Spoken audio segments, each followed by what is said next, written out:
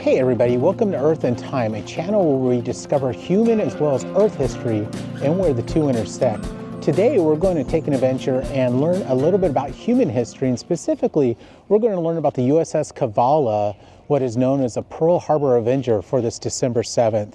The Cavalla sailed in the Pacific Ocean and sank the last of the aircraft carriers associated with the attack on Pearl Harbor in June of 1944. And here outside of Galveston, what's known as Seawolf Park, we can actually take a tour of that submarine and see what life was like inside of it and learn a little bit more about her history. So with that being said, let's learn about the USS Cavalla, the Pearl Harbor Avenger. Let's get to it. As I'm walking along topside here of the submarine and walking past its conning tower here, let's talk a little bit about this ship. So this ship is a Gato class submarine. They built around 70 plus of these during World War II, and a number of them served out in the Pacific theater. And it was in the Pacific theater where the USS Cavalla, on its maiden voyage, ran across an aircraft carrier known as the Shokaku and sank it. Pretty amazing story. I think they were only out for about 20 days when they ran across the Shokaku, and this ship, on its very first mission, sank one of the most formidable and infamous aircraft carriers in World War II in the Pacific theater. Decided to go down and we can actually tour the whole ship. So let's go ahead and start taking a look at that. Down into the bow, or the front of the ship. You'll see we'll work our way all the way down here. And we're still along the coast, so you can see there's rust. So there's regular maintenance that needs to be done on this. Okay, so I've come down the stairs now, and a couple interesting observations. One, if this is the forward section, I believe it is. If this is the forward section, then these would be the torpedo tubes where they launched 6 torpedoes at the Shokaku, 3, maybe 4 of which hit and actually sank her. But also what's really interesting about this is the fact that you can actually see there's bunks in here. So we're in one long tube, and as I look this direction going aft, you can see that it just runs one hallway straight down here. There's a little jog, and there'll be another hallway down. We'll walk our way through there, but that means that every single inch of space here needs to be utilized in some way, including, of course, the racks here for the seamen to sleep on. And of course, they have a head here, and this is actually known as the officer's head. The forward section here, not only do you have those torpedoes, but you actually have the officer's quarters through this door. I'm shocked by the size of these torpedoes also. They have to be 15 feet long, 20 feet long, and they're quite large. I imagine they must have been stored underneath us, and then they'd be able to bring them up here. They'd ram them in to the tubes here, pressurize them, and then launch them. So as I work my way from the forward torpedo room and into the officer's area, one thing that's really interesting is they actually had an early form of a computer that was used for helping to target ships they were attacking from the submarine here. And it was actually that early targeting system that helped them be so successful when attacking the Shokaku. I thought that was really interesting. So I've worked my way from the forward torpedo room, which is where we started, and now we're in the officer's quarters. We're going to work towards the aft direction. You'll see we're going to go from the officer's quarters to control room. We won't be able to go up into the control tower. Here's the galley. Here's the crew's quarters lockers, the main generator, another generator. They have a prop control, and then a rear torpedo room. So this has been modified, and it was modified post-World War II to become what's known as a hunter-killer. So it was actually a submarine that hunted other submarines during the Cold War. Previous to that time, there were actually 6 torpedo tubes up here, which is where they launched those torpedoes from when they sank the Shokaku, and there would have been 4 here in the rear. And I don't know how many are in the rear now, but we can take a look at that. So the first thing to point out is here's actually the officer's galley. So there would have been a cook here that was dedicated to the officers, the captain and all, on the ship. And this is where that individual would have operated at putting their meals together. And the officers would have met inside of this room. And I like the wooden plaque there. We can see the table. This would have been where they would have their daily meetings. They'd have maps here where they talk about what was going on as well. And you actually see they had ashtrays in here. They did smoke inside of these boats, which is pretty interesting, or inside of these ships. Who were the officers that would have been here? Well, you'd have a gunnery officer, a supply officer, a navigator, and then somebody named George that was here. Officers would have slept in this kind of configuration. They would have had their own room in here and their own, looks like a little desk they could work on, and then they could have a little bit more storage than, say, the average seaman. Come down here and see, this would have been the executive officer, the first lieutenant engineering officer would have been in here. Here is the executive officer and first officers, or first lieutenant and engineering officers' bunk rooms. And they have something here to Ernest Zeke Zelmer. And this was the captain's quarters. And the captain that was in charge of this boat when they sank the Shokaku was Captain Herman J. Kostler, and you can see a picture of him there. And what's neat in here is they actually have a bottle of scotch that says USS 244, that's the submarine's number, on June 19th, 1944. That's the date they sank the Shokaku. And the story behind the scotch here is there was a naval officer named Jasper Holmes that when he heard a submarine would sink a ship that had partaken in the Pearl Harbor, like the Shokaku, he would anonymously send a bottle of scotch. What's interesting is, unfortunately, the Cavalla never came back to Pearl Harbor, where Holmes was stationed, so Kostler never got his reward or his bottle of scotch. So that's a pretty interesting story. I love those little personal stories when I come to places like this, and they add just a little bit more flavor to the history. And there's a picture, I'll zoom in, of Kostler. So Captain Herman J. Kostler was the gentleman who sank the Shokaku and was the captain of this boat when that happened, or ship. Now, he ended up staying in for 43 years in the Navy and retired out as a rear admiral. Actually served during both the Korean and the Vietnam Wars. Okay, I will say, as somebody just under 6 feet tall, these are pretty tight quarters, and I imagine if you were too tall or too wide, it would be a lot more difficult to get in and out of here. The Chief Petty Officer's rooms.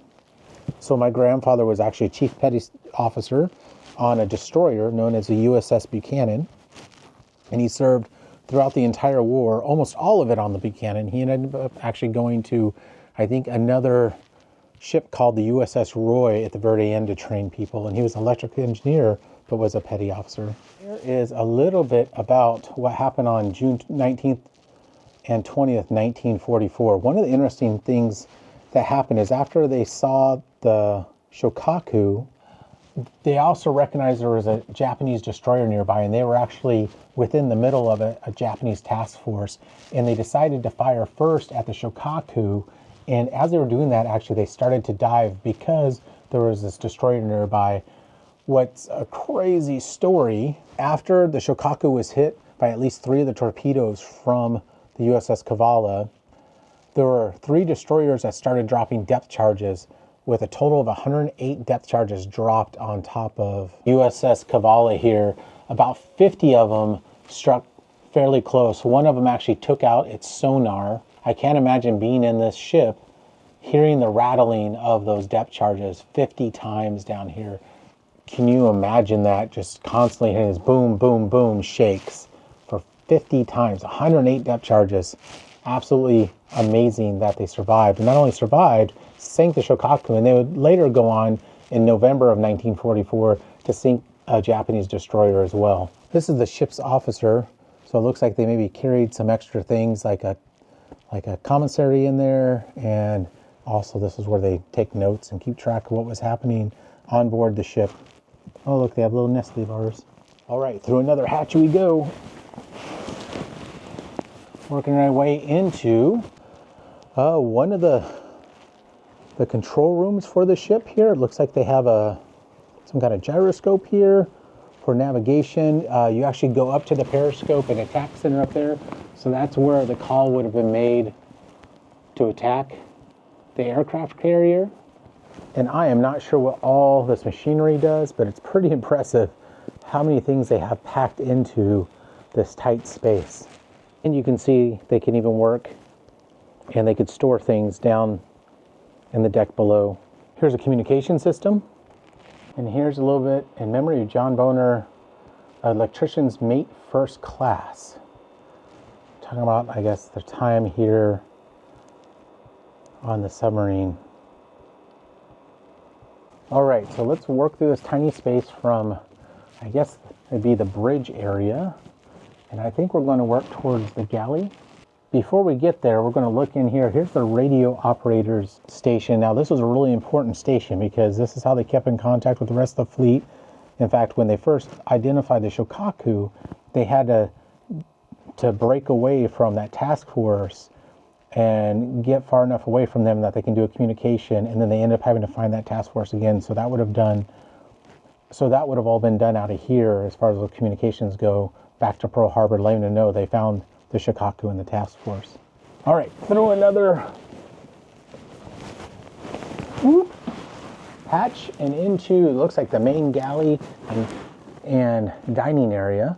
And this is neat. So this is where they would have cooked a lot. Here's a bunch of griddles. I imagine they had people cooking here probably throughout the day, unless they were in action. And people had different rotating shifts. So because of that, whoever the cook was here, or series of cooks, had to stay pretty darn busy.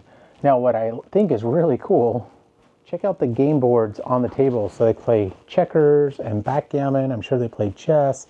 They probably, I don't know how they do music. Maybe somehow somebody brings some, a musical instrument in here that they could play to entertain the folks. But this is where all the seamen, the crewmen, would all sit and eat and socialize. And this is where they would rack or sleep.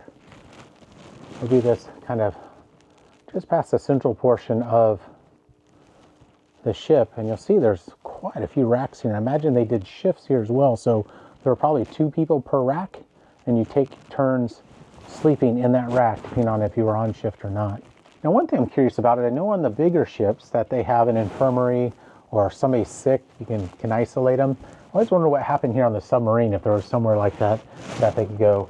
I'm working my way back through what's known as the head. So this is the bathroom and showers section in here. And I'm going to work my way through another hatch into the machine room. So you had to do repairs as you were traveling out here. You couldn't just pull over to, a mechanic shop and get something fixed if something went wrong, or you need to service your engine, or you need to service any part of the submarine. You have to do it here. So they'd have a machine shop and folks who are specialized in fixing these things on the go. Pretty impressive.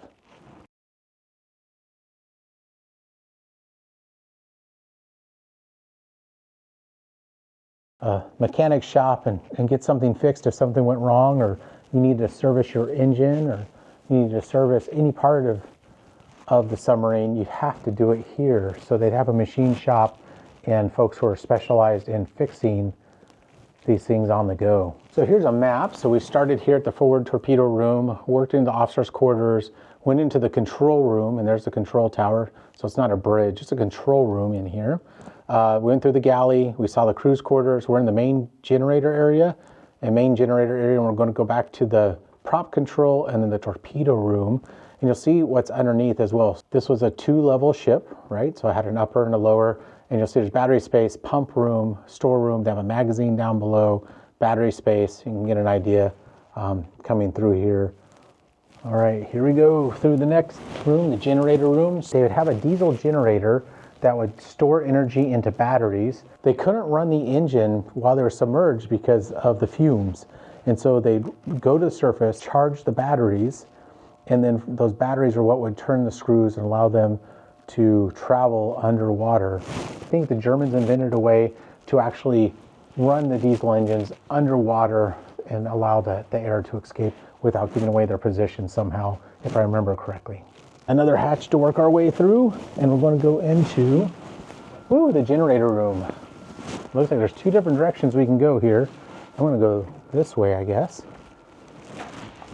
And so this would have been in here. I guess the batteries and generators would have kept the ship running, especially depth. So if you imagine when they were having those 108 depth charges dropped on top of them, it was in there that generator had to keep them going. And it was the folks here that were sitting here that would control the propellers to figure out how they needed to outmaneuver those depth charges and those destroyers. If you're working long shifts out down on this side of the ship and the submarine, you have to have here what's called the after head. So this is another restroom here, or a head.